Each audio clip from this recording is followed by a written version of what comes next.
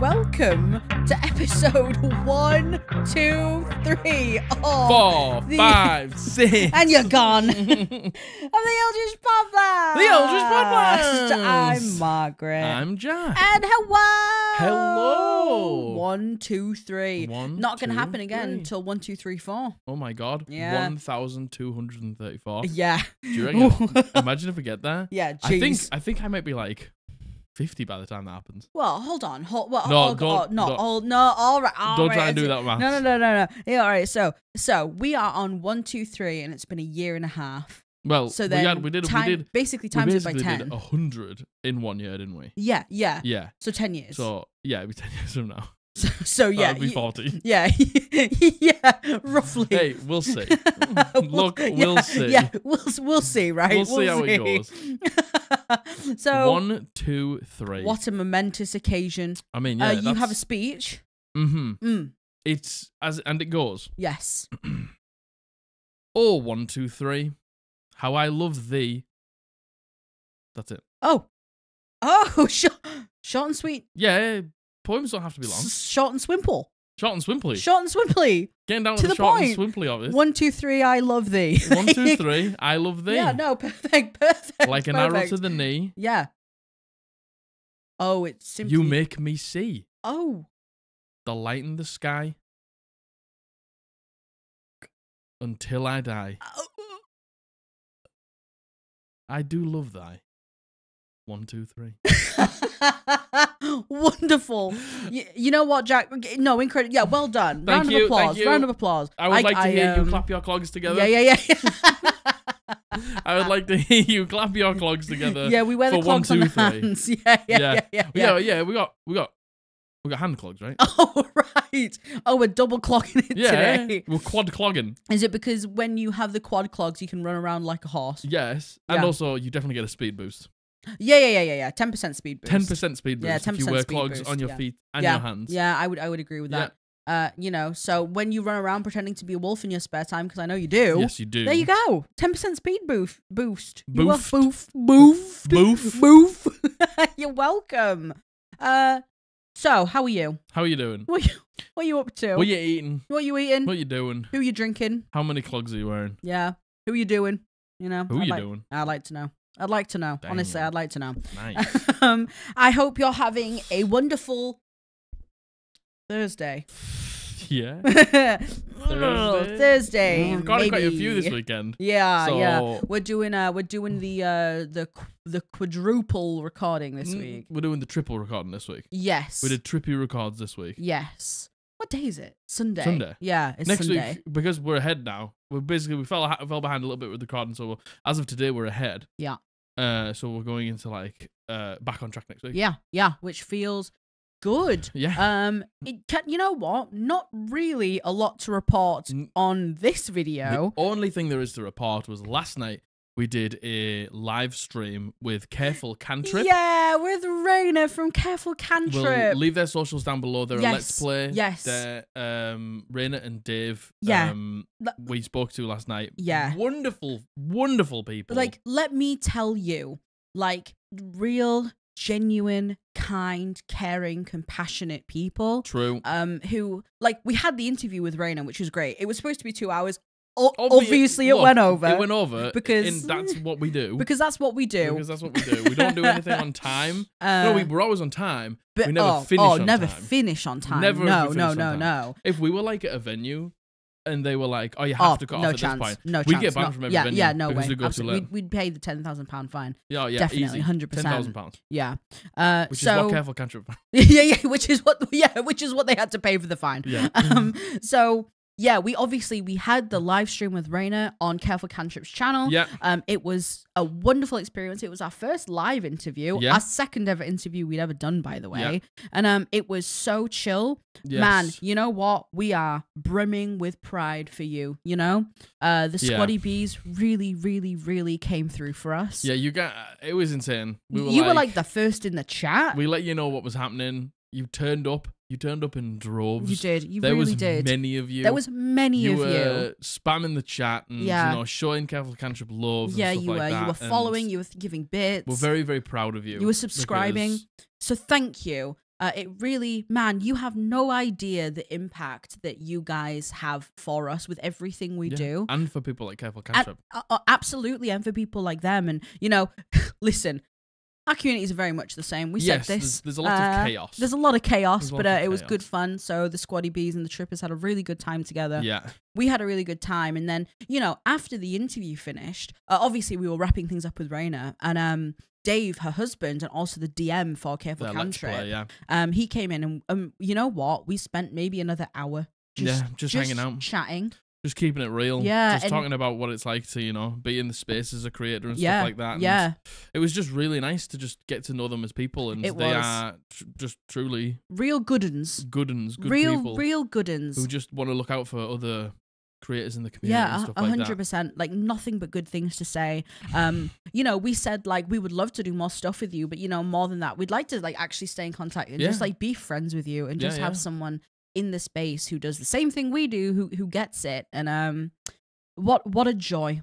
What a joy when you meet people who are real, genuine, kind people and like fully align with you. It's a good feeling. So it is. If our you're Canadian friends. Our Canadian friends, yes. If you are looking for another D&D Let's Play to watch, we would 100% recommend Careful Cantrip. Raina does her fireside chats, which is just like interviews and chatting. Find them on Twitch, find them on YouTube, find them on TikTok. Is it Saturday they stream? I think it's when. So Raina does the fireside chats on Wednesdays. On a Wednesday. I know that. I think did they say it's every Friday they do? Like I couldn't. We don't know, but definitely fireside chats on a Wednesday. Yeah. And another day of the week is their Let's Play. So go and hit them up. Go and show them some love. Totally. I know you've already shown them a huge amount of love. You have, thank you. For those of you who maybe don't watch the stream, go and watch, go and just show them some love and support them because they're brilliant people. We are so proud of you.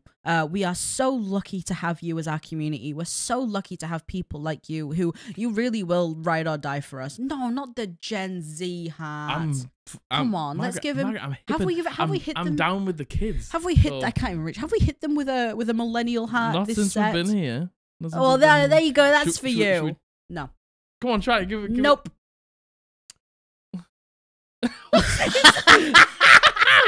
See how much I'm trembling as well. Look, finger down, bottom finger straight. Yeah. And then top one is bent. No, but here we do this. There you go. And I'm too short to fully reach. But we love you. Yeah. Thank you so much. It was so nice to have you there. It was. It was so nice. You made us feel comfortable. Yeah, you really did. And you know what? Like, not even just that. You know, as we're getting bigger and as things are happening and, you know, as we're on Twitch, there's new people coming into Twitch. And you guys are so welcoming to everyone, by the way. You're very supportive of new people in chat. You make people feel welcome. We are so proud of you. You really, really, man, you exemplify and you are perfect examples of everything we want the community to be. Yes. So thank you. Feeling the love. Understanding. Encouraging, involving. Yeah. It's everything that we ever wanted. And I think like Twitch is just a place of like, we see that just like firsthand. We see you doing that. Yeah. You know, in the Discord, it's like we see it passively, like now and then, but like in front of my eyes, I see it on Twitch. Yeah, when totally. Somebody new comes in and does a first time chat, and people are just like, "Welcome to the community.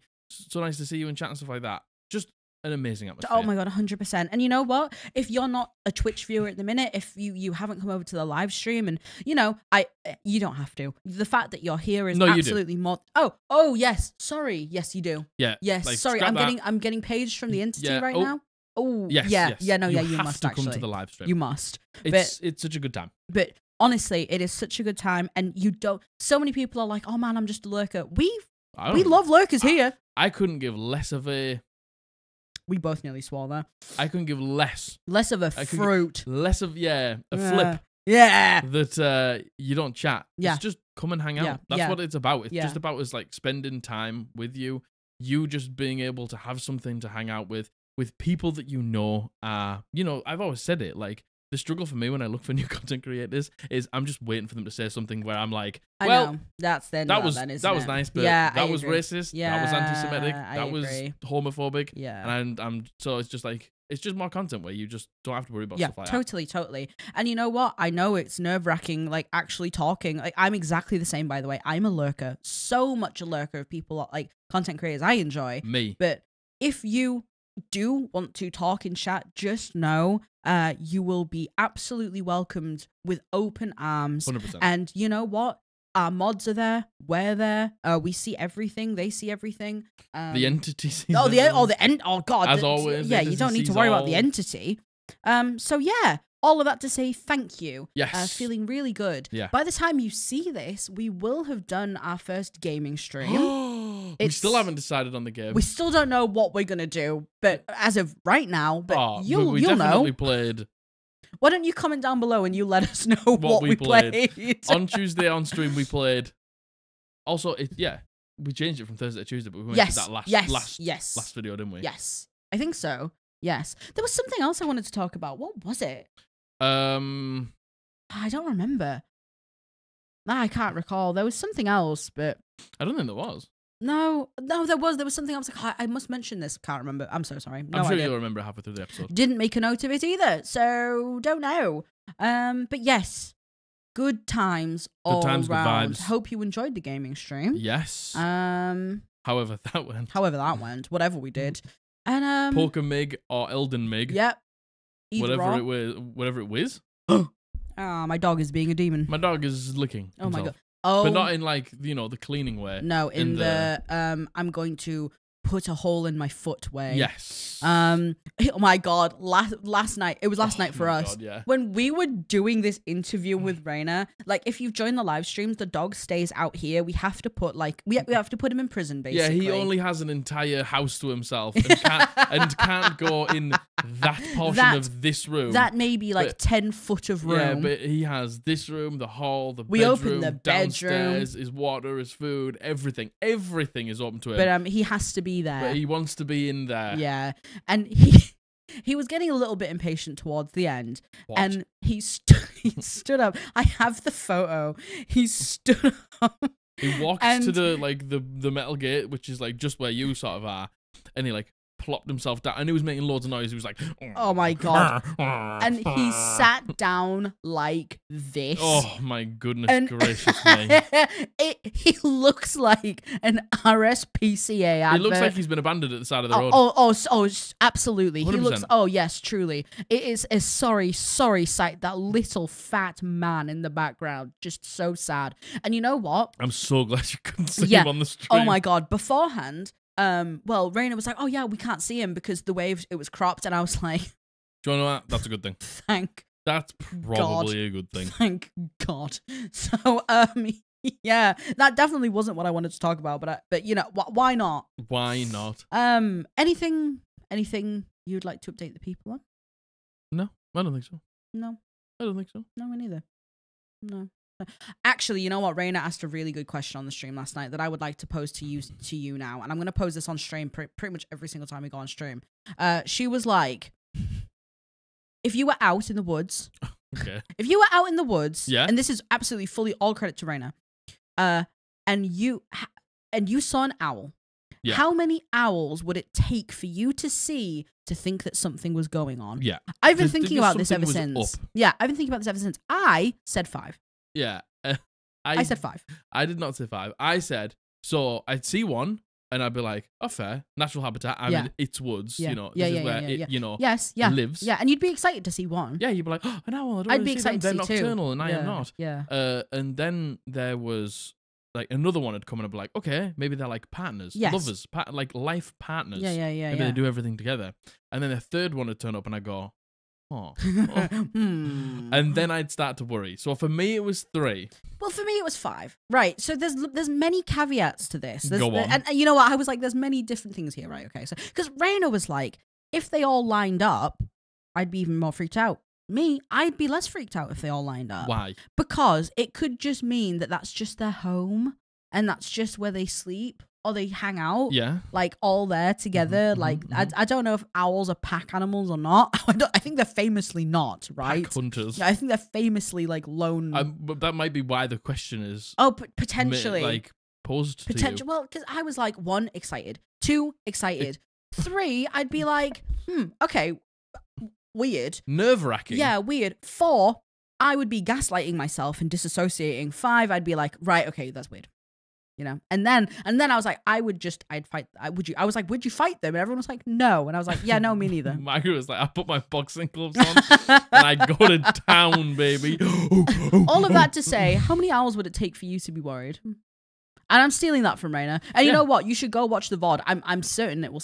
It'll will be it up. Still be up? Yeah, now? it'll be up. Yes, it will be up till Saturday, right? Well, they might keep the VODs up forever. They only stay up for 7 days, so. I'm pretty sure you can download them and re-upload them. Oh yeah.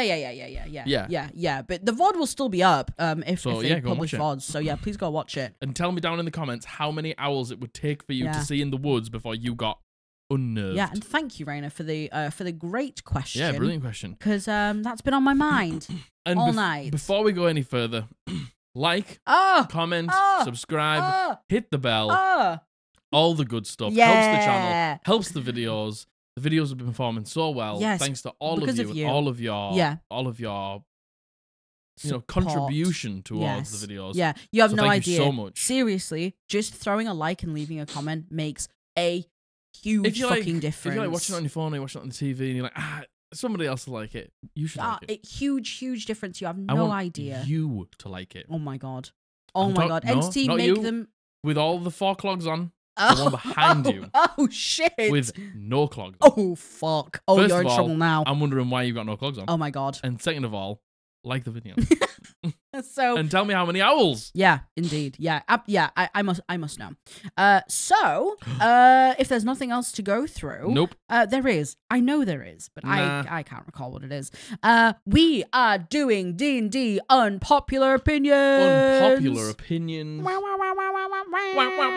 There's a lot of submissions in here. There's mostly submissions in here. Which is wild. Yeah. You know, again, you guys have been blowing up the form, which is thank you so much. Yeah, it's great. Very, very much appreciated. If you've got an unpopular opinion, horrible house rule, horror story, I'm the asshole, anything, the link's down in the description. Yes, indeed. Send them to us and we'll read them out on the podcast. Yes, indeed. Thank you very much. Now, just to preface this, this is just a bit of fun. Yeah. Everyone is entitled to their own opinions.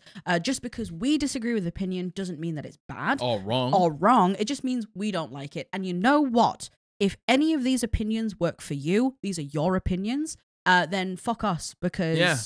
Fuck us to hell, huh? If it works for you and your table, that's the most important thing. That's what matters. So with that, shall we get into it? Let's go. All right. This first one, I've interspersed them with Reddit ones, and I'll make it clear which is which. Topic. This is a 1822. Oh, thank you. Oh, my nice cube's in my hand, and it was falling. Topic. There we go. Thank you. So this has been sent in by Sheri, and she uses she, her pronouns. Thank you, Sheri. Thank you, Sheri. I was going to say Sheri, her pronouns. So she says, "Hey gamers, I think background features are wholly underutilized in D&D.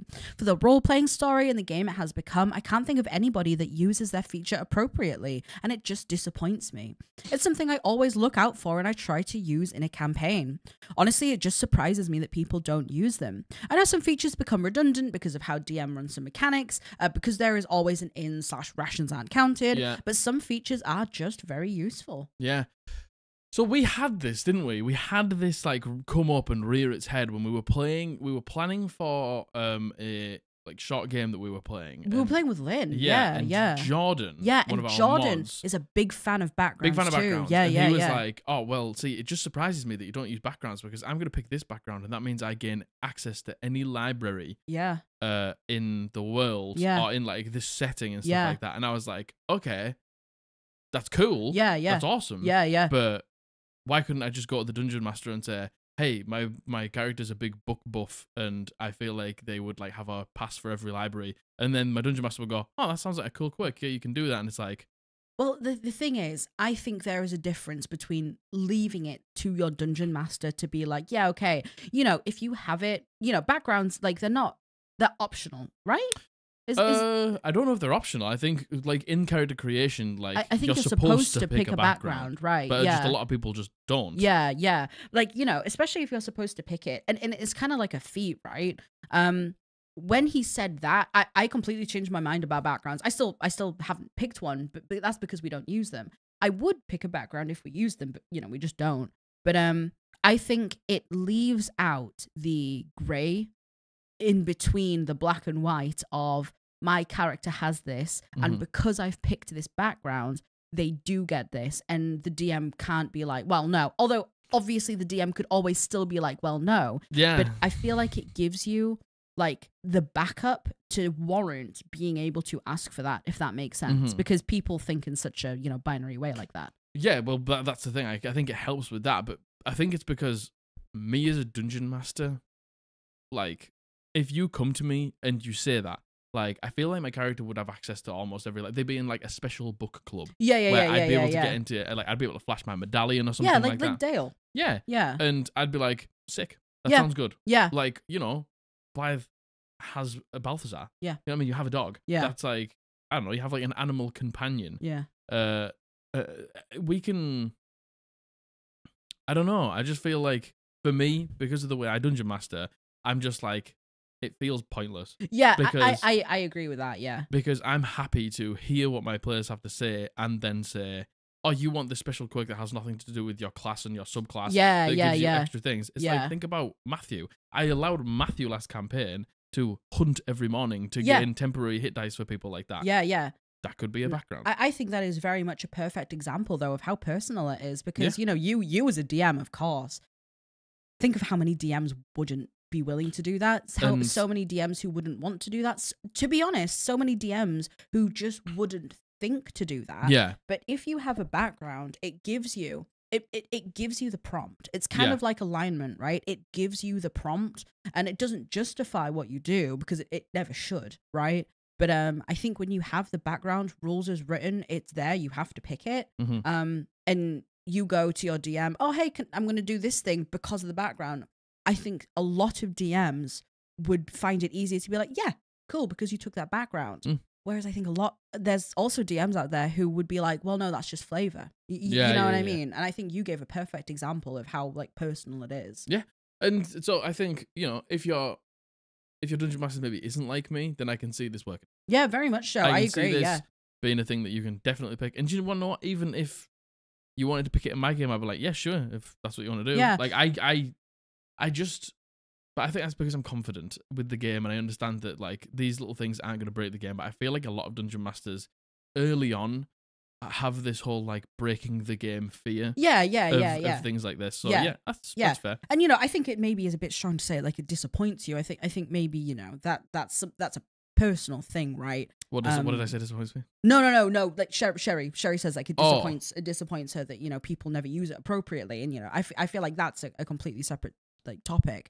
But I think in terms of, I fully agree with this. I think I've been very much changed on backgrounds, and if I was playing in a game that used them, you bet I would. If I was playing in a game where like if I want this special quirk, I have to take a background. Yeah, I'm taking a background. Yeah, but because I don't play in a game like that, and I can get a special quirk because my dungeon master allows me. Yeah.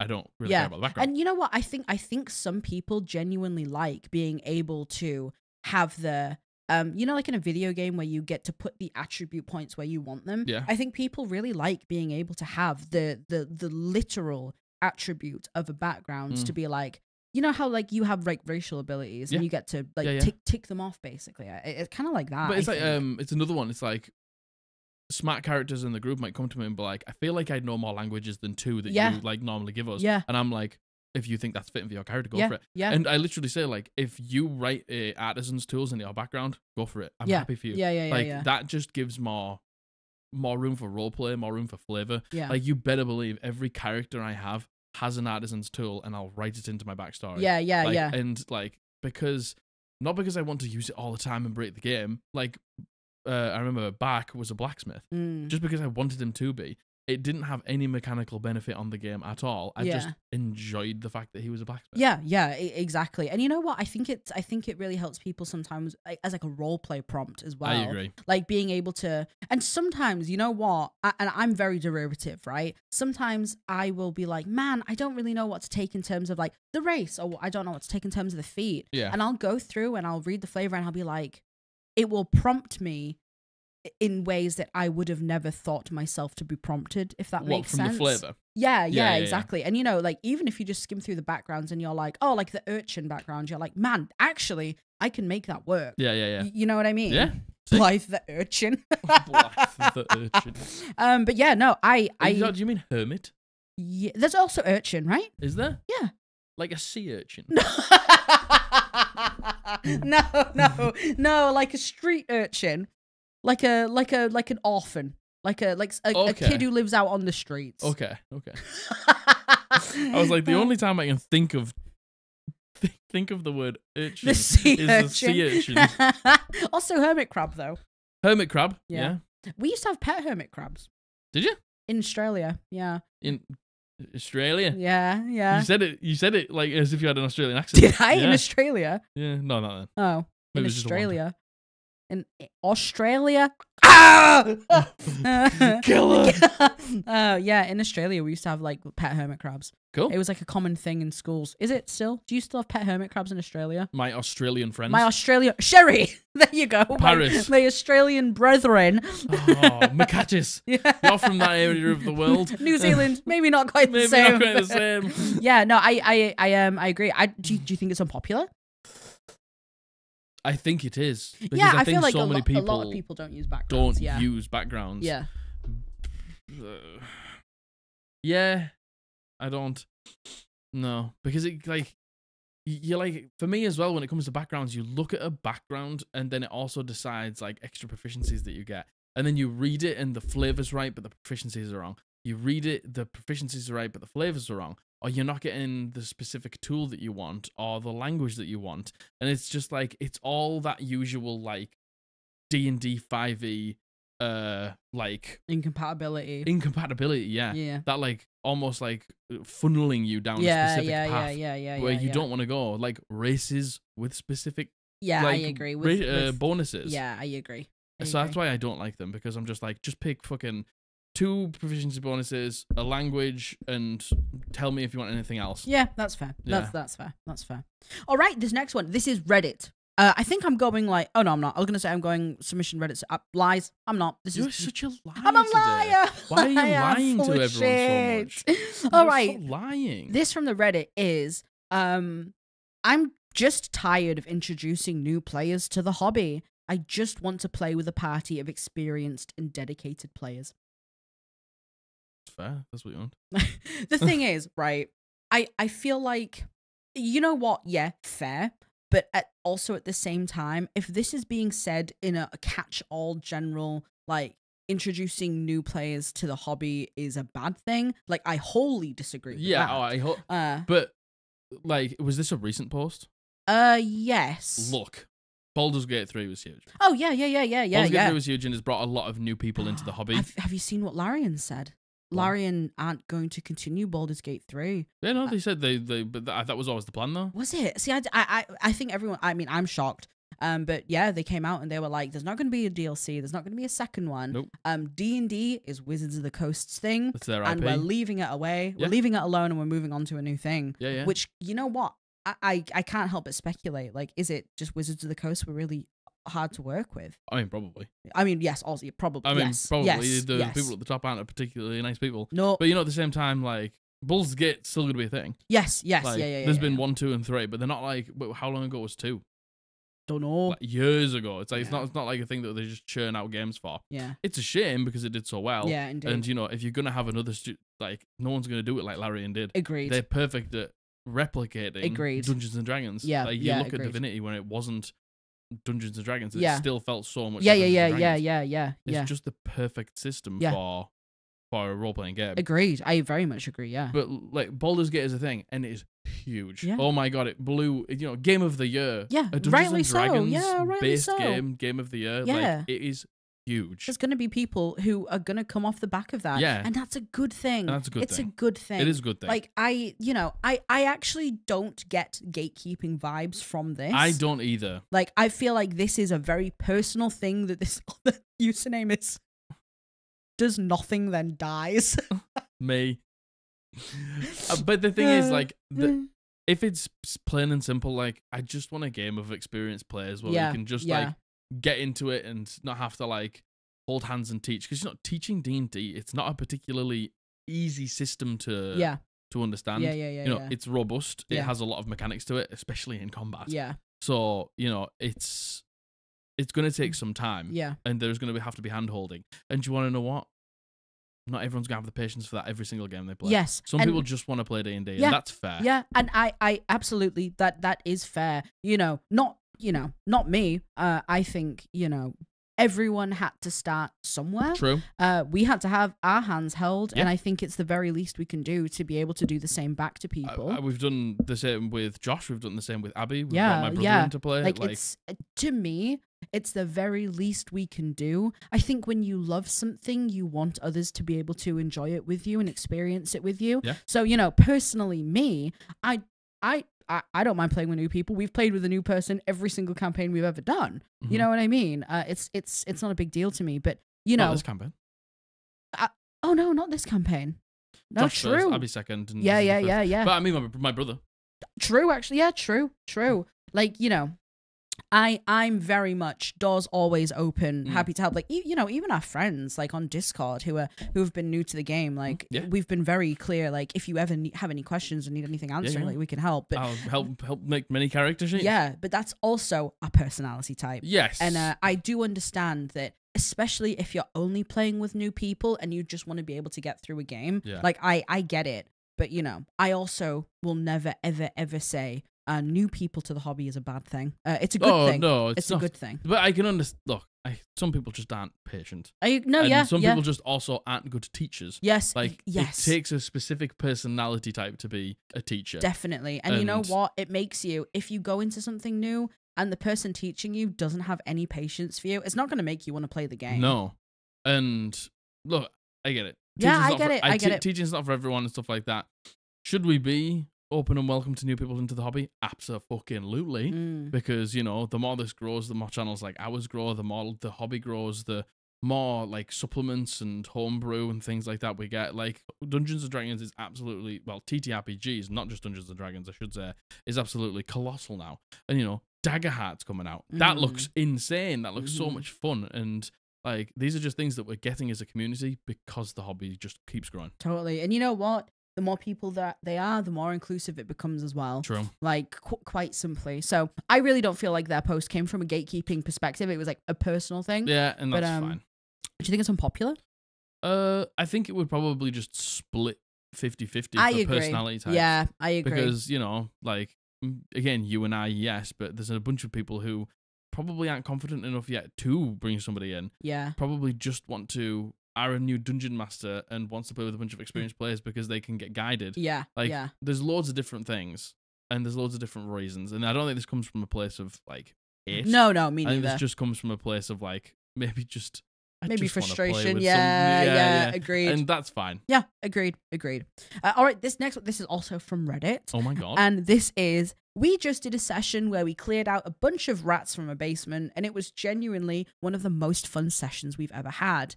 Not everything has to be super detailed and super serious to have a good time. True.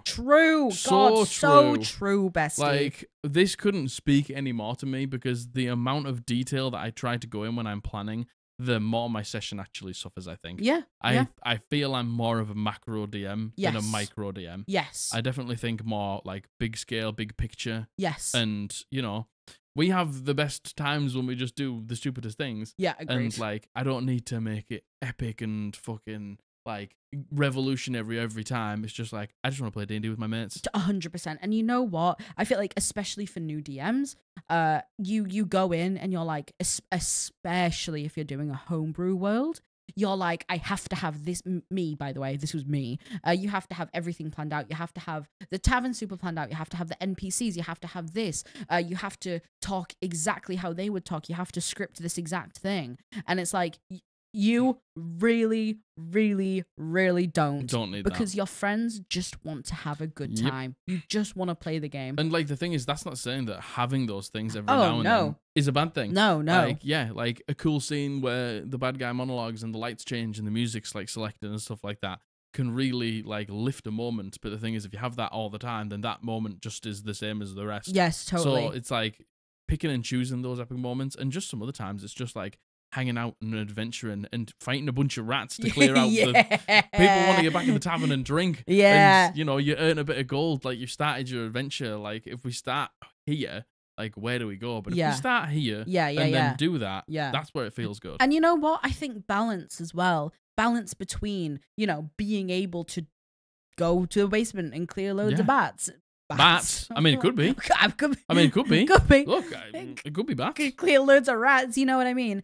Balance between the being able to let go of the reins and just have a good time, but also balance between if you want to have those moments of detail and have those serious moments. 100%. I think people get so caught up in their head about making sure that everything is as like one-to-one realistic as they possibly can. And you just don't have to. You're putting so much pressure on yourself. There's so much pressure on yourself. You're going to burn yourself out. Yeah, 100%. Just care about the things you care about. And, like, if you can't be asked planning out this part of the city that they're walking through to get to the other part, just tell them what happens when they get to the other side. They just see loads of people, they have some smells, and it sounds like this, and it's nice, and then you get to the place. You don't have to plan out every aspect of every city, because do you want to know what? If they walk in, and then they find something interesting that they need to do over there, all of that's just gone to waste. Yeah, 100%. And you know what? You'll learn what your players give a fuck about as well. You'll learn what they care about. Yeah, agreed. So yeah, do you think that's unpopular? No. No, I don't think it is. I think that's a very, very grounded, down-to-earth point. Oh my God, Reddit? Oh my God, grounded and down-to-earth? Unbelievable. Oh never heard of it. I've never heard of her. Oh my God. All right, this next one. This is a submission. This has been sent in by Nick, and he uses he, him pronouns, although he's put hi, him. Hi, him. And this is opportunity attacks are essential for the game's balance. Hi, Jack and Margaret. I hope you're having a wonderful day. Thank you so much. I know you talked about this before, so this might be an unpopular opinion for you guys specifically, although maybe it's not. I think opportunity attacks are necessary for martial classes to keep up with spellcasters. Spellcasters in general are already more powerful than close combat martial characters, but if martial characters wouldn't have access to opportunity attacks, any spellcaster with a mobile feat could avoid being attacked by them one-on-one, assuming humanoid NPCs have the standard 30 feet of movement. With a mobile feat, the spellcaster could use their movement to get away from their martial opponent. This opponent would then need to dash to reach the spellcaster, but isn't able to attack because the action was already used to dash. Melee life. On the next turn, this would simply repeat itself. An opportunity attack would be the only opportunity to get a hit for the martial character, and the same goes for any race that has more than 30 feet of movement. Personally, I also enjoy having to think about how, when, and where I move on my turn to avoid opportunity attacks. So I would say that I am in favor of opportunity attacks in general, but completely understands if others might not like this aspect of combat. What do you guys think about the importance of opportunity attacks in this context? Much love to you two. Much love to you Much love to you, Nick. So I remember saying this, and the thing is, look, it's a DM struggle. That's all it was. And the thing is, you've given a very specific circumstance here. Go on. I saw a TikTok the other day. Go on. I showed it to you where the DM was like, "Okay, they're going to move away," and then it's all of the melee being like, "Yeah." And the caption was "opportunity attacks times 7." Yeah, and my combat literally last session got ended by Margaret and Josh opportunity attacking my enemy. Like, certainly did. The thing is, that's an unbelievably specific scenario you're given there. Yes, like a spellcaster with maybe more than 30 movement feet that has mobile. Like, the amount of times you're going to run into that in a campaign is either one or none. Yeah, like, I agree. You know what, Nick? This specific, because, I mean, you have said, in this specific context, I fully agree. Yeah. Everything you've said in this specific context, agreed. But honestly, in terms of actual real gameplay, this probably happens once and never again. And never again, yeah. Yeah. And the thing is, right, the amount of times where, if you've got a big party, or you've even got like a medium-sized party, the amount of times that you're going to have enemies that outnumber the party are less than the party outnumbering the enemies. Yeah. Which is where opportunity attacks begin to stink. I get it, and I understand the balance, but as a dungeon master, it becomes very restrictive if you've got big enemies. It becomes very restrictive if you've got enemies that want to, move away to do a specific attack and stuff like that. And all my players, most of the time, take Misty Step, so my opportunity attacks never really occur. These are just things that, as a dungeon master, like, these are just the struggles as a dungeon master. We normally have things that take away your reaction. Also true. Like Mind Whip. Like Shocking Grasp and things like that. Do I think that it could be a Divinity 2 Original Sin thing where you have to take it as a feat?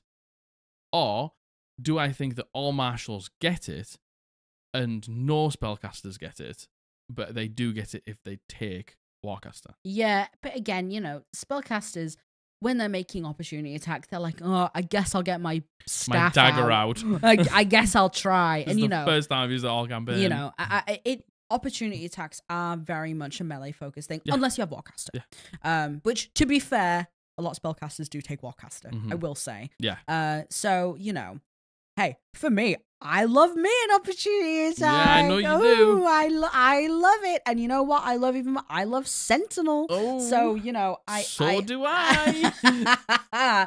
So, you know, I can't speak on that, but I fully understand what you're saying. But, you know, I guess when we have combats where there is people who could take opportunity attacks on us, and there's, you know, a few more than us, I think we like being able to weigh up if it's worth moving away to take the opportunity attack. I don't think opportunity attacks are a bad mechanic at all. You just, if you're a dungeon master who has, you know, less enemies than the players most of the time, or have big enemies that take up big spaces, which, you know, very much get opportunity attacked a lot, you will then feel my struggles and my pain. And all of my players will take magic initiate to get Misty Step. They'll play a caster so they can take Misty Step. They'll always take Misty Step. And then we've got Fey touched Misty Step.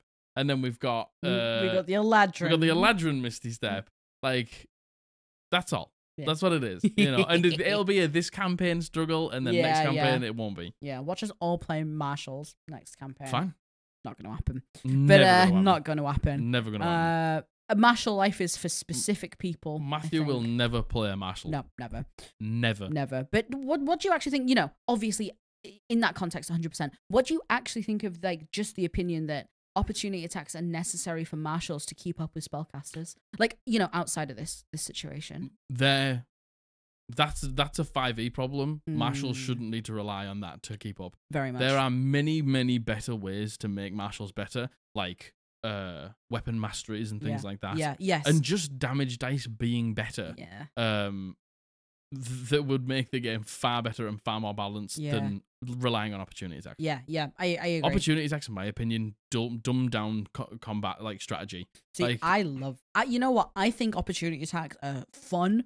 I think they're funky and I think they're fresh. When I get a chance to take an opportunity attack, I rejoice. It's almost like getting a nat 20 for me. Yeah. It feels so good. That's fair, but I think like movement and terrain and things like that get used less. Yeah. Because people are like, I don't want to take this opportunity attack. Yeah, but you know, marshals also don't get to use our reaction for anything. You know? Well, then maybe that's another problem. There we go. Let's give them something to do it with. Yeah. I don't think that like they shouldn't have to rely on it. That's the thing. Marshals should be better than that. So opportunity attacks aren't the thing that they rely on to be good. Yeah. But you know, as it stands, they do, I think. I don't think they do. I think it helps. It's a nice little treat. Oh, it's a nice little treat. I think opportunity attacks a nice little treat. But what do you think about in general? Do you think this opinion's unpopular? I don't. You know what? I don't know. I actually don't know where you guys will sit with this, to be honest. Yeah. No. What do you think? Hey, all right, everyone. What's your opinion of opportunity attacks? You know, maybe just outside of this. Just read this. the top bit again. Opportunity attacks are essential for game's balance. No. I disagree with it. Yeah. You know what? I think I disagree with that. I don't think it's essential. No, I don't think it's essential. Because there's other ways to make it better. But is it a nice little treat? Yeah. Yes, fair. It is. What and do you when think? I get to do it once in every 75 we get upset sessions, and talk about it. They're like, well, how could you? Jack. How could you? Why are you how doing could you this? opportunity attack me? I can't believe I just want to get away. God forbid if you had Sentinel. Oh my god. If I had Sentinel. If you had Sentinel, you better believe riots. I'm going to put an enemy with Sentinel in the game. There would be fucking But the thing riots. is, I put an enemy with Sentinel in the game and he'll just Misty Step away. Yeah, true. Yeah, you're not wrong. Yeah, you're so not wrong. Thank you very much, Nick. Thank you. Cheers, Nick. All right. This next one. So you've pasted Was that 2 from Nick? I don't know. I see. Well, this next one, we will put it in the credits below because I don't know who has sent this in. But thank you, whoever has sent this in. You know what? We'll put it up on the screen. How about that? Here. Thanks so much. Thank you so much. Our good friend, member of the community, the Blood Pact. Yes. This clogger. And, you know, for pronouns, we'll just not refer to you with pronouns. So, this is full spellcasters should just. Oh my god. Full spellcasters should try just material components at least once instead of using an arcane focus. As a DM, it can create a lot of fun side quests and make the spell choices a lot more nuanced and gives them almost a personality of their own. And honestly, if you think about it, magic is weird, so why not further cement with your wizard that playing with bat poo for a fireball? It's cool. Like I love, like we all remember the way that Liam O'Brien plays Caleb. We all, you know, talks about the way he sprinkles the sulfur in his hand and he puts his hand and he like draws the line and casts the like wall of fire and he gets the licorice. Yeah, and he gets the licorice and he puts it in his mouth and he chews and he casts slow. It's just like that brings it to life. That gives it like flesh and flavor and meaning and stuff like that. And it's, we all remember it because it was so cool. Yeah. And all he did was not use an arcane focus and the thing is, is your campaign focused enough to want to go on side quests to go and get these things? I'm not sure, but did he use an arcane focus and that was all his roleplay? Yeah, I think so. He just had a spell book. You know what I mean? Like, did Matt require him to get the material components? No. Well, so he had an arcane focus then, but he just... Oh, no, but he used the materials of the spell as if he didn't have an arcane focus. Yes. But just for flavor. But it was just flavor. Yeah, I think so. Got you. And it's like, yeah, if you're dungeon master and you all asked like down to like go and get some bat shit from a cave and there's a big bat boss and stuff like that, amazing. Sounds cool. Yeah. Sounds super fun. Yeah. And like if you want that sort of like really like just we do whatever we want in D&D and we're not like maybe super focused on like main plot lines and stuff like that. Yeah. Sounds great. Yeah. Listen, would we hate this? Yes. Yeah, but the our thing group would not want to do that. There has to be a want to do this. Totally. There has and to be you a know want from what? The player to do this. I do agree. Like, just try it at least once, and it would be fun to have side quests, and it gives them a personality of their own. And you know what? I would say only if your players are like so down for it, because I can see so many situations. Well, we've heard so many situations where the DM makes you get the material components, and it's torture. And the players hate it. Absolute torture. Like, the thing is, if you want this and your DM's ready to give you this, that's just a match made in heaven.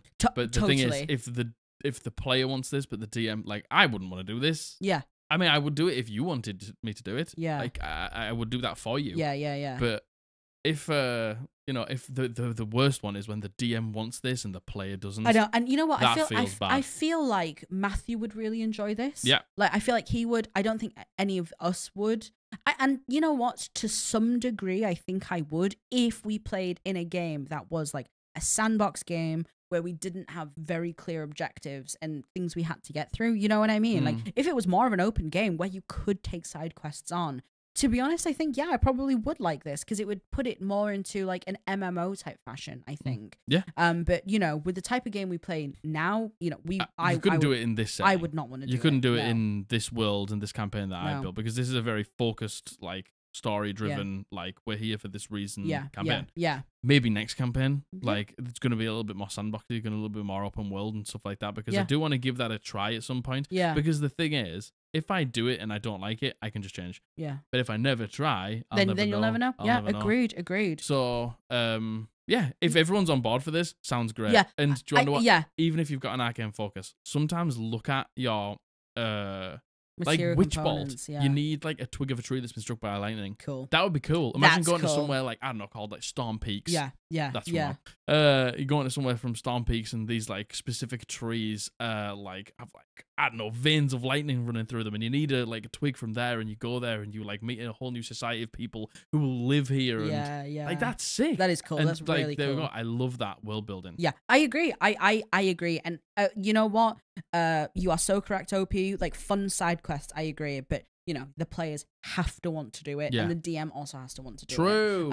Do you think it's unpopular? No, because I think the stipulation of simply full casters should try material components. I think that is probably an unpopular opinion. Yeah, but I think if you look at it from the lens of like just use them for flavor. Oh, just yeah. Yeah, then no. But if it's like go and get some batshit from a Batcave to be able to cast Fireball. Yeah. Unpopular. Yeah, and you know what? We are definitely the type of players where we describe our spells and we describe what we're doing in combat like a lot, and we would love that. Yeah, you'd love it. Yeah. Thank you so much, OP. Again, I'm so sorry I'm not calling you by name. I'm so sorry. There you go. This is what happens when I plan the episodes. No. I'm smelly.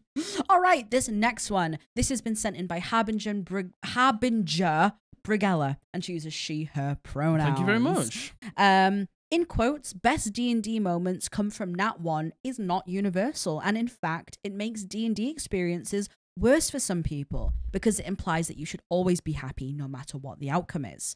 Not everyone is optimistic, and some people are coming to win the game, and it's okay. Not winning in a toxic way, more like accomplishing something that you wouldn't be able to do in real life. Like for me, I am not in great shape IRL.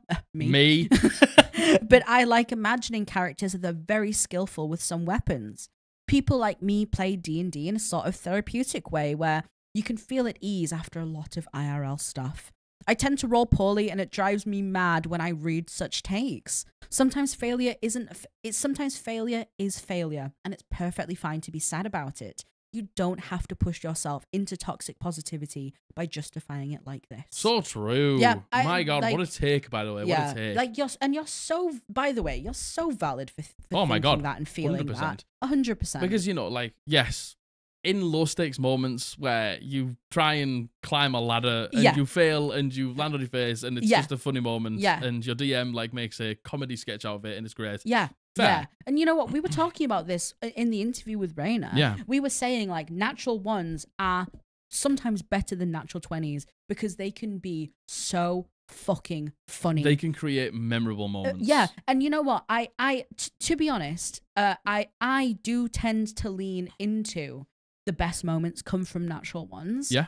You know, for better or for worse, because I am a very positive, for the most part, person. You know, you're a very role play heavy person who can, you know, maybe take a failure in a moment and make it a lesson, make it a teaching moment. Just, you know, like I understand why I didn't in this moment. Yes. But I completely understand.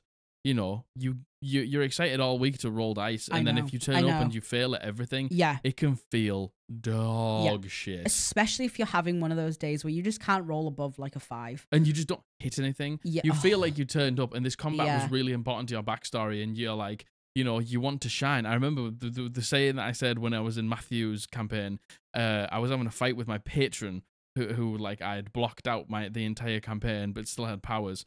And I'd faced them for the first time, and I couldn't hit anything. Yeah. And I was like, this is the moment where I should be shining as bright as possible, and I look like a pair of dusty old boots. Yeah, and it stank. And it felt bad, but, you know, I took it... But the thing is, there's nothing you can fucking do. There's nothing I could do about it. And, you know, I did just roleplay it as, like, maybe the moment just got the better of me and stuff like that.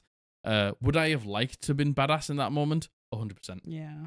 But I wasn't, and that's just the way the game is. Yeah. But there's nothing wrong with me feeling bad about that moment. 100%. I shouldn't be shamed. Yeah, so valid and feeling bad for that. Yeah. If someone was like, oh, like you're being so negative, it's just like, of course I am. Yeah, of course I am. Yeah, by the way, of course I am. Yeah. Of course I am. Yeah. Literally, my entire fucking backstory came to this moment, and I look like a fool. Yeah. No. Yeah. I agree. Nothing wrong with that. I agree. And you know what? Especially in your own head, it's so easy to be in your own head about it 100%. And you know what? Toxic positivity is 100% a thing. Oh, like 100% a thing. Such a thing. And you know what? When you fail in a really important moment, that of course it's gonna feel bad. Yeah. But you know, I think honestly, and I know this isn't advice, the only advice I could give for maybe for yourself, Harbinger Brighella, or anyone who kind of feels this way, what's the saying? It's like wisdom is get good. Get good, noob. What's the saying? It's like being able to distinguish between the things that I can and can't change. Yeah. And how you act with them. Yeah. Sometimes in your life, you can make a choice to be positive of something or negative about something, and you are in control of how you feel. Yeah. You are so valid in feeling bad about something, but at the same time, you are also in control of turning that bad thing into a good thing if you want to. Yeah. Like, you know, and I know you're probably not asking for advice here. No. But it's like just like focus on things that I can change. Yeah. Like, you couldn't change the fact that your dice were rolling like shit that time. Nope. Brighella couldn't change the fact that her dice were rolling like shit. Like, and yeah, like, it's not about changing your perspective here, because your perspective is your perspective. But it's like, you know, we play a dice-based game where we aren't going to succeed all the time. Yeah, you're gonna have to take an L sometimes. And it stinks, by the way. Taking an L fucking stinks. And it stinks. But it's just like, I can't change it. Let's see if we can try and find a way to, like, maybe take it as a teaching lesson. Maybe, like, we remember this moment. Yeah. But when I do succeed, and then I look back and I'm like, I've grown. Yeah. I've become. And I have risen. One thing that really helps me is, how does my character think about this? Yeah. How does this affect my character? And because I love the roleplay so much, you know, if let's say Blythe fails at something, you know, combat's different because it stinks failing in combat 100%. Over and over and over. I agree. But you know, like outside trying to do something, you know, I find it a lot of joy in role playing out the shit moments. Yeah, but you know, that's not everyone. But that's also Blythe, I think. Yes. Blythe is, you know, born in the negativity. True. Yeah. Oh, yeah. Molded by it. Oh, yeah. One with it. Yeah. Do you think this is an unpopular opinion? I think a lot of the discourse on the internet would point to this being an unpopular opinion. Yeah. I don't think it is, though. No. Like, the thing is, failure can be fun and failure can be stuff, but there's some times where, you know, I don't want to fail. I want to succeed. Two things can be true at the same time. Two things can be true at the same time. Yeah, totally. But, you know, there's so much discourse about one and not as much about the other. I think this will get painted in an unpopular light. I agree. Thank you so very much. Thank you so much. What a good insight, I think, actually. Thank you, Harbinger. Thank you. All right, this is a Reddit post. This is a Reddit post. Look at me. I'm chilled all the way out. Yeah, good. You know what? This chair, the arms on this chair make me look like a freakishly tall giant woman. And listen, disagree. nothing wrong with that. Love a big tall woman. Oh, I'm not definitely. a big tall woman. No. I'm 5'1".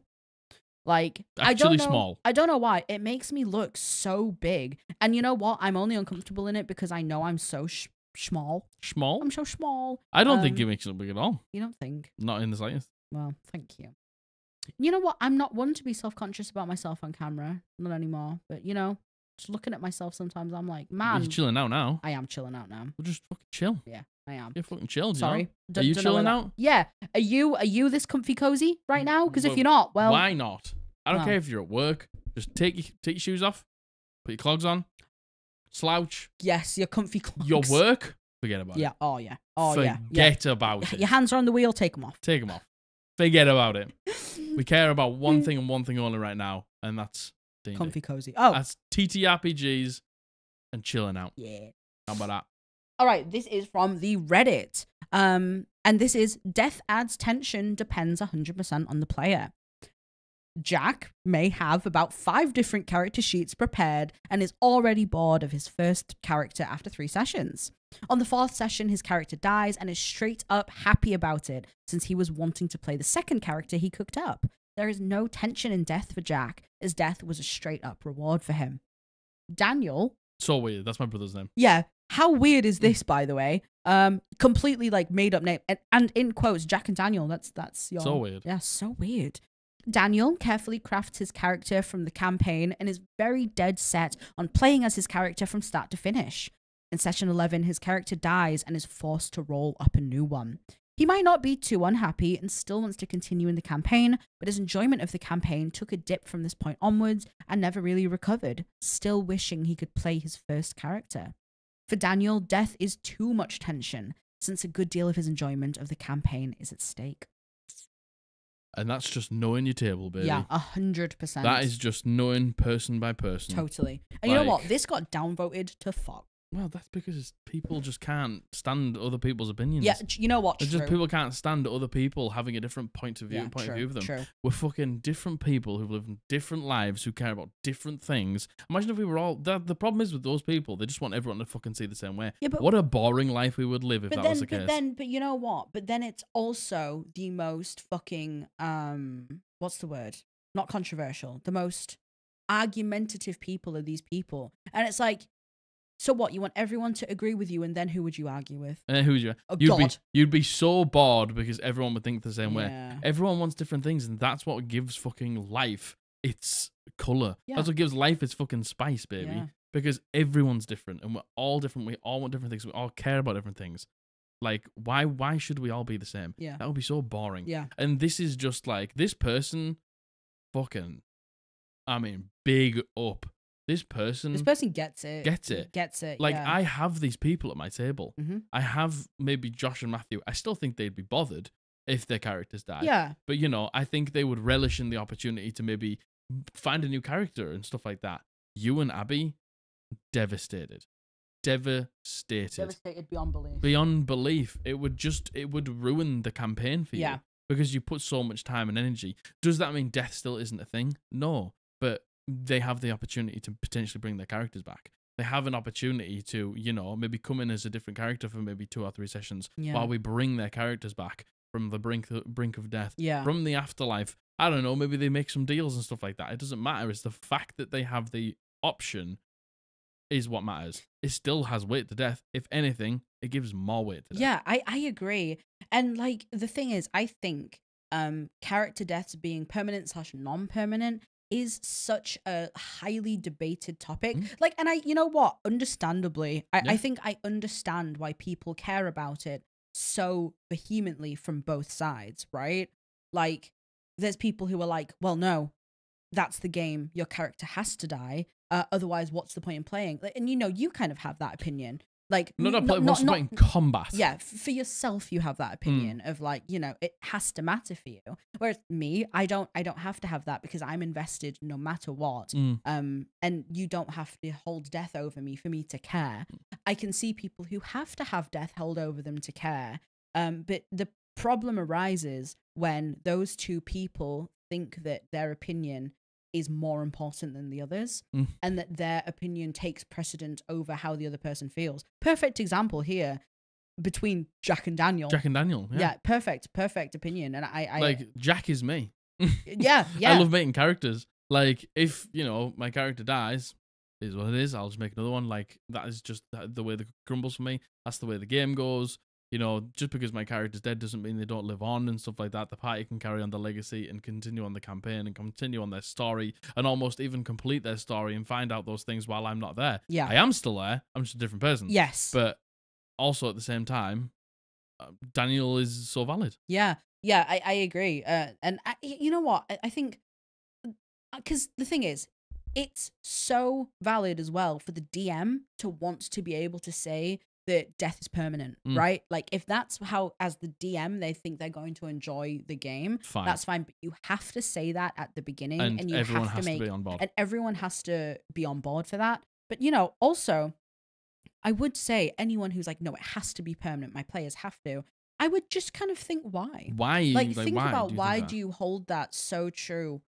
Why does it matter to you? And if you're kind of finding external reasons why you think you should, or you're maybe putting your opinion on someone else, like, just think about why. Yeah, just think why, because maybe it might not matter actually. Because I think a lot of Dungeon Masters maybe have that opinion until they get put in that situation, and then they go, yeah. Like, and especially when you begin to see how much it means to your players. Yes. That's sort of what changed it for me. Like, I saw what happened to Abby and sort of how devastated she was when TRP died last campaign.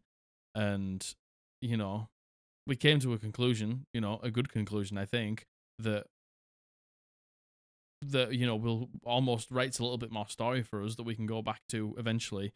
But, you know, she didn't lose TRP, because that would have stank for me. It would have stank for her. It would have stank for everyone at the table to lose her like that close to the end of the campaign. Yeah, and I think, honestly, you had to have that happen for your opinion to be changed. I agree. But I think if that hadn't have happened... Imagine living and learning. Oh, no, well, exactly. Like, that's it, isn't it? It's like, imagine only learning from experience. Yeah, and oh my God, it's so okay for your opinions to change on things too. No, never, Margaret. Not on the internet. Oh my God, no. Shut up. Not on the internet. No way. Do you think this is unpopular? No. I don't. Well, apparently it is, but it fucking shouldn't be. Yeah, no, I agree. The most based ass take I think I've ever seen. It's so okay to have different rules for different players regarding things like this. Like, it's so fine, by the way. Yeah. Yeah. All right, this next one. Let's get it. This this has been sent in by Bonegobbler. This is Jordan. Is this the penultimate? No. Okay. Should it be? No, it shouldn't be. But you gotta make sure. I see. This has been sent in by Bonegobbler. This is Jordan. I messaged Jordan and I was like, did you send in an unpopular opinion under the name of Bonegobbler? And he was like, yeah, you can use my name though. So yes, it was, because that's what he's a death knight in WoW, and that's what his summon was called the first time we played with him in WoW. Bonegobbler, Eye Masher, Bat Muncher, Grave Digger. Yeah. So, and he uses he, him pronouns. Thank you, Jord. Hey, you guys, just a quickie here. Rogues should not be the sole party member looking for traps. Nothing in their kit gives them a bonus towards finding traps, but the responsibility, more often than not, is on their shoulders. Justice for rogues.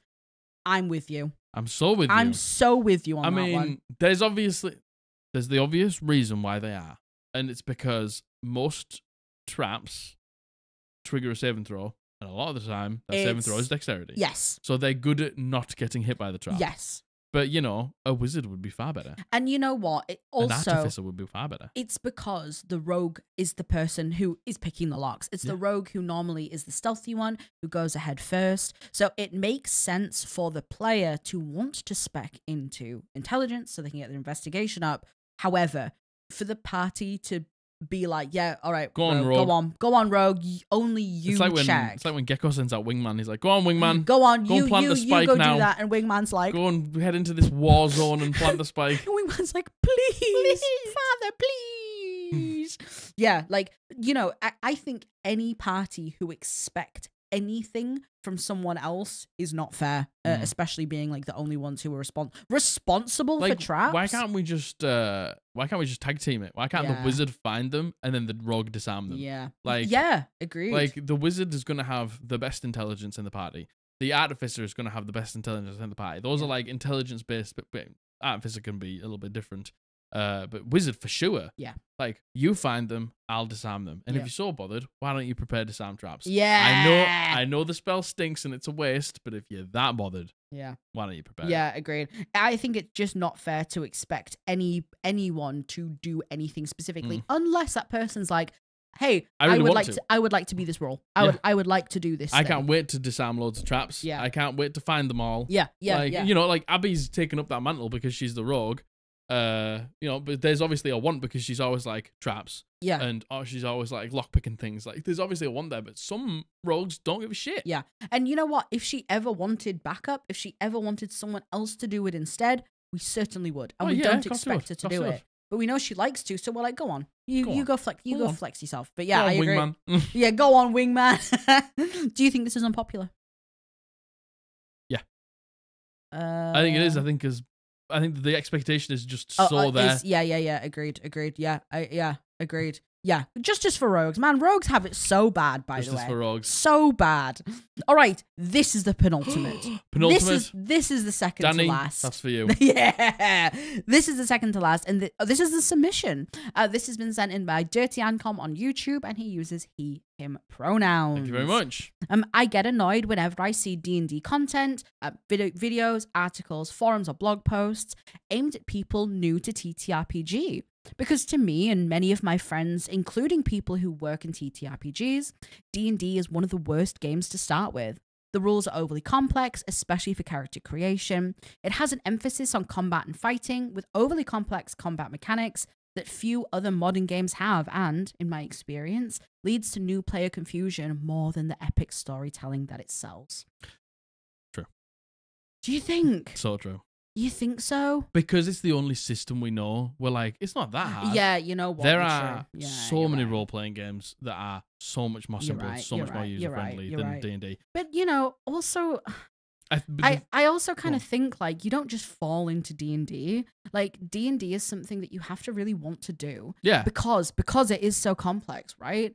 And you know, people a big way people get into D&D nowadays is they see something like Critical Role Dimension 20, Baldur's Gate, and they go, "Man, I really like D&D. Yeah. I would love to play D&D." And then, you know, they have to have the new to TTRPG stuff. Yeah. But let's just say that Critical Role played a different system that was far easier for new people to get into. Yeah, but it would still be the same. There are systems that are more complicated than D&D, but in terms of systems, I think D&D does err on the slightly more complicated side because it is so combat focused. Yeah, no, I agree. I agree. You know, yeah, it tells the tale of like go on an epic adventure, but it has far less things for the adventuring side than it does for the combat side. Yeah, I agree. Like, I very much agree. There are so many more systems that probably do adventure and roleplay better, and definitely. You know, like travel and things like that so much greater than D&D. Definitely. But you know, D&D, like, look, D&D is what it is. It's the one that's big. It's probably the biggest for two reasons. One is Critical Role, and two because yes, it's not the easiest system, but it's also not the hardest system. Yeah. It's robust enough for people to like dig the teeth into, but it's simple enough for people to get a grapple of it. Yes. And I kind of disagree with like the overall vibe of this submission, I think. Like the vibe I'm getting is people in the hobby like to be the biggest haters of the hobby, I will say. And like, I think maybe a better way, how I would phrase it is, I wish there was more options available to new players other than, oh, you want to do a TTRPG? Here's D&D. But I also believe you don't just fall into D&D. True. And I agree with that. I feel like, you know, to have the blanket statement of like aiming D&D stuff with people new to TTRPGs and it being D&D, it's like that for a reason because people are seeking out D&D over these other systems. And I'm not saying that they should, and I'm not saying that D&D is the best because it certainly isn't, by the way. But I think it's people seeking it out. Anytime someone seeks something out, there's going to be more demand for it. Yeah.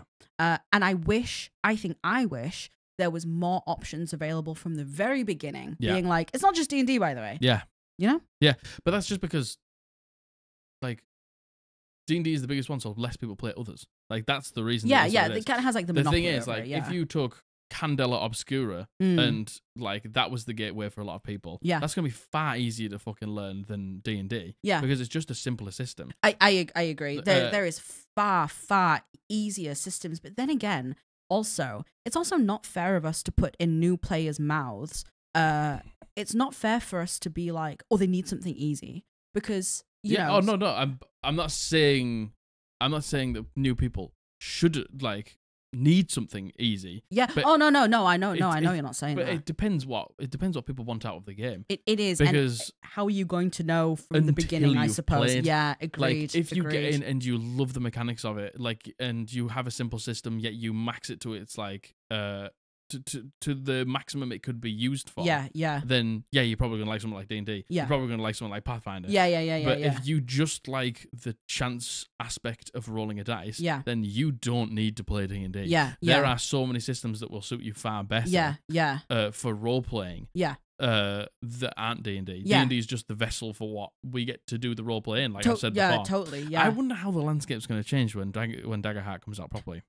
I have no idea. Because like it's hard now at like the inception of it to be able to see. Yeah, because even like predict. If you like, you can sit there and lie to yourself all day long to say that Critical Role don't have a gargantuan, almost monopoly influence over the D&D landscape, because they do. Yeah. And I think as soon as they start playing Daggerheart, people are going to move. Well, I agree because, you know, again, the reason that people get into D&D is because they see people like Critical Role playing D&D. Critical Role. Exactly. Baldur's Gate. Yeah, exactly. That's how you get into it. It is, yeah. I don't think you give... I think people will be surprised how much of a fuck they actually give about D&D. Very much so. I agree. And I think Wizards of the Coast... Yeah, I think they're shaking in their boots a little bit. I agree. And, you know... I think it's unfair to assume that new people need easy, non-complex rules. I think it's unfair to assume that it has to be dumbed down. I also think it's unfair to assume that people just stumble into D&D because they don't. I just wish that it was more clear from the get-go. But you know what? A really good recommendation, you know, especially for yourself, Dirty Ancom, you're saying like, I get annoyed when I see D&D content, especially aimed at people new to TTRPGs. It sounds like you have a lot of experience with other systems outside of D&D. Like, put out what you want to see in the world. That's what we did. Yeah. We fucking love D&D, so we did a D&D podcast. However, if we loved Pathfinder, we would have put out a Pathfinder podcast.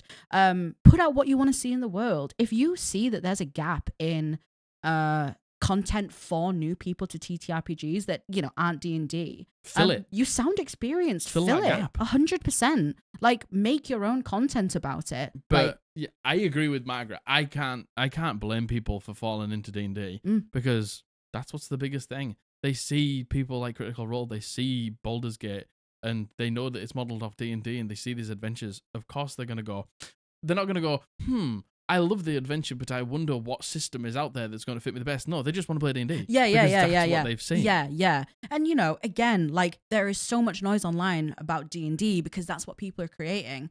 And this is to anyone listening, by the way, if you're passionate about something and you know your shit. I mean, we don't fucking know our shit, but here we are. If you're passionate about something and you want others to be as well, and you're being your genuine, authentic self, put it out there. Yeah, do it. Like, be the change you want to see, because you can, by the way. True. Anyone can. The thing that I do agree is that I do agree that there are far better systems for new players. Yeah, no, like, yeah. D&D is not the easy-go-lucky, like, starter thing. Yeah, it's robust, it's complicated. It is complicated. It's not for new people. Yeah. It's hard to learn. I will say that, but at the same time, can you blame anyone for wanting to play D&D? Because that's what they're seeing. Yeah, and they want to be a part of it. Yeah, agreed. Thank you very much for your submission, Dirty Ancom. Thank you. This last one's Reddit. This last we're ending on it. Oh my god, we didn't tell you to put your clogs on. Nah, you got time. You got time. Come on. Get your clogs on. Go on, get them on. Are they on? Get your hand clogs on. Oh, are they all four in it? Yeah, everyone's all four. Oh shit. And then you gotta smack your feet together, and you gotta smack your hands together. Yeah, what about the stairs? That's okay. It'll be a cacophony of clogs. Well. They got grippers on the clogs. Oh, interesting. Is it single file? Mountain clogs. Or is it like every it's just every feral. Man for themselves? Every person for themselves. Understood. Well, there you go. Go for it. Tumble down them stairs. Fight. All right, this last one from the Reddit is, sometimes the DM needs to forego the roleplay and just tell me the information.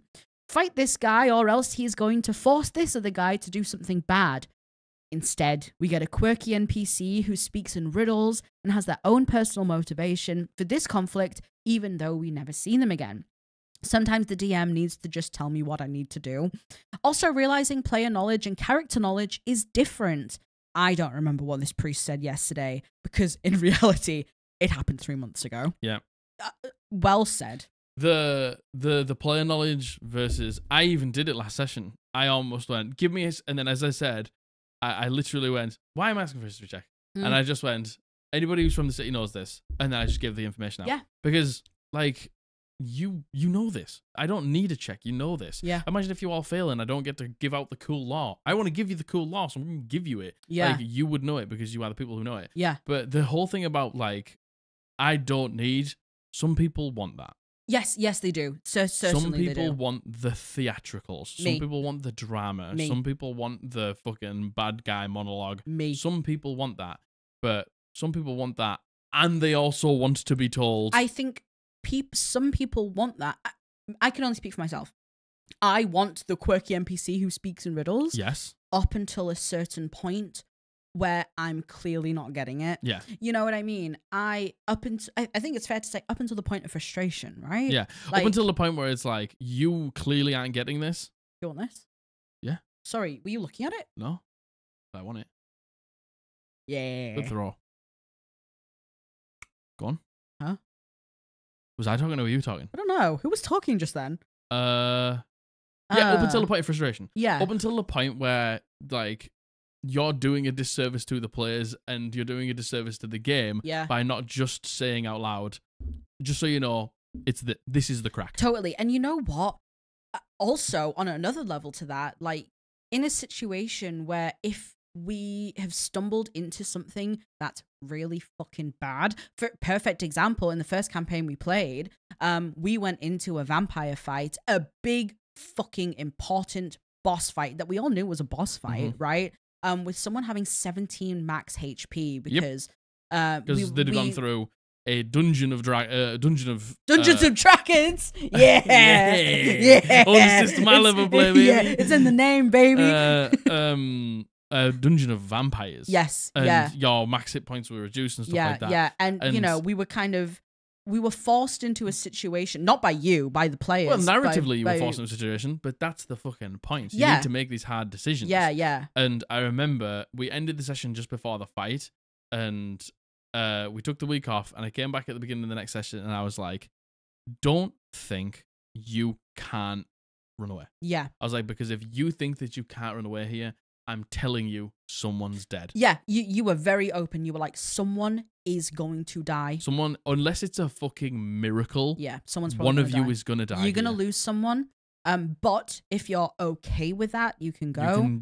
And you the whole week you were like, this is really not good, guys. It's not good. This is like, you've really got yourself not into good. A fucking absolute disaster of a situation. Yeah, but by our own ignorance. Yeah, it was absolutely 100% your own fault. It wasn't yours. It was absolutely 100% our own ignorance, and it was some people digging their heels in where it didn't need to be dug in. And making assumptions, and we got ourselves in a shitty situation, and because of that, if you didn't say that, someone would have died. Yeah. And it would have been horrible. Yeah. And it wouldn't have been one of those, someone died, oh, okay, I can see why that happened. It would have been someone died and it's our own fault for being so stubborn. Yeah. And it would have been a really bad death. Yeah. I think. So but that's it. I think there comes a point where if somebody's just not getting it, you can have the theatrics. Yeah. But if somebody's just not understanding, it's okay to just take a second and be like, just so you know, you need to kill this guy, otherwise he's gonna leave here and kill your whole family. Yeah. Like, there you go. It's like, done. Yeah. And you know what? We have also heard the other side of this though, where one of our friends, they were like, oh, and they dropped the my finger hurts. nice cube. You see how hairy it is, by the way. Because you got hairy mitts. No, hairy mitts confirmed. There was one of our friends who said their DM, they gave them the information without any of the role play, being like, oh, by the way, this bad guy's going to do this, and this, and no matter what you do, you're not going to stop it, by the way. And that's also terrible. Yeah. Like, to be able to give them that when they haven't asked, when there hasn't been any stipulation. Yeah. Like, it was basically like they went from this roleplay scene of they see the bad guy and then the DM immediately being like, this is going to happen, by the way. Yeah. And it's like, there's a fine line. Yeah. I think the best thing to do is lead with your best foot forward and give the speech. Yeah. Give the thematics, give the dramatics first. And then if anyone doesn't understand, spell it out more clearly. Totally. That's fine. Yeah, totally. I haven't do that before. You do that for us, like, not often, but you do it for us when you need to. I very much am more than fine to break immersion if someone just clearly doesn't get something. Which, sometimes we do, because everyone takes in information differently. And that's fine. Yeah, and people don't process information the same. Some people cannot read between the dramatics or the lines. Yeah. Some people have to be told directly, and that's fine. You're not doing anyone a disservice by actually telling them. I think that's the biggest worry for a DM, right? Being like, man, am I going to show all my cards here when sometimes that really isn't the case. Yeah, sometimes you need to give more cards. Yeah, because you need to give more cards because your players just aren't getting it. Yeah, definitely. Sometimes that happens. Yeah. Do you think this is unpopular? No. I think it's a 50-50, I think that would be a 50-50 with people. Yeah, maybe. I still think this is popular. Yeah. And you know what? Also, the player knowledge and character knowledge, man, the sooner everyone can get down with that, the better. Genuinely. I hate that. And me too. I used to fall into the trap of it very often, but it feels better when the players get to connect the dots. Yeah, and especially if the player has taken time to be able to put the dots together. And, like when we do that, we always do it in character, right? To be fair, sometimes there's the revelation above table where we go, yeah. And then we go, okay. And then we make sure our characters talk about it. You know what I mean? But like, yeah. That's it. Clogs on. Clog. Oh my God, all of them. Let me hear it. You're already on all fours, right? Yeah. God, that must sound awful. Foaming at the mouth. Yeah, that must sound terrible. However many of you on all fours with clogs on all four appendages, clopping out of amazing. here, down the stairs. Amazing. Down the stairs, we'll get it. How about we put like a slide in for you on the way out? How about we make a t-shirt? Oh, interesting. How about we make a t-shirt? Interesting. Do you want that? Yes, they've already said many times they do. First of all, do you actually want that? Because listen, I don't want to say I won't do it. But listen, if Clog's gonna stay around, I'll consider it. Oh, Clogs but do you want to stay around? Clogs have to stay around. Yeah, well, I'll think about it. Thank you all very much. Yeah. If you're still here at the end of the video, like, subscribe, comment down below, clogging time, hit the bell. All of your support helps very much. Indeed. Thank you for everything you've shown us. Thank you for being there with Careful Cantrip, and thank you, Careful Cantrip, for having us. Head to www.eldritchpodblast.co.uk to go and pick up some Eldritch Podblast hoodies, some Entity t-shirts, some Heavy Metal t-shirts, and all that good stuff. That supports us directly. You can also head to our Hellbound Etsy store down below. Code Podblast will get you 10% off. Any mugs, t-shirts, spell cards, notebooks, all personalized for you and your player character. Very good. Anything else? Done. What about that? Thank you all very much. I love you. I love you. Bully loves you. He does. He does today. We've been the Eldritch Podblast, and we're going to see you on Monday. Bye.